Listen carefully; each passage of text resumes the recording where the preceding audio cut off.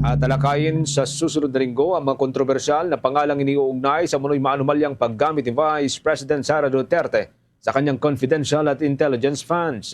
Kabilang dito ang pangalang Mary Grace Piatos, Milky Sequoia at iba pang mga pangalan na unang lumutang noong inimbestigahan ng House Committee on Public Accountability and Good Government ang intelligence fund ng pangalawang Pangulo.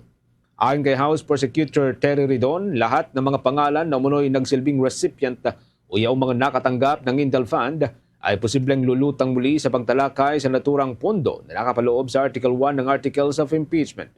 Ang pagpresenta rito niya ay mahigpit na pinaghahandaan na ng panel kasama na ang mga ebidensyang sumusuporta sa mga kalakip na alegasyon. Plano ng panel na ilahad ang mga ulat mula sa may Philippine Statistics Authority na nagpapatunay kung may umiiral na mga record para sa mga naturang pangalan. Kung babalikan mga kabombo, una hong sinertipikahan ng Philippine Statistics Authority na ang mga kontrobersyal na pangalan ay wala sa database nito at wala ring mga birth records na sumusuporta sa posibleng kapanganakan ng mga ito. Unang lumitaw ang mga naturang pangalan sa mga acknowledgement receipt na ginamit bilang suporta sa liquidation ng intelligence at confidential funds ng Office of the Vice President at ng Department of Education sa ilalim ng pamumuno noon ni Vice President Sara Duterte.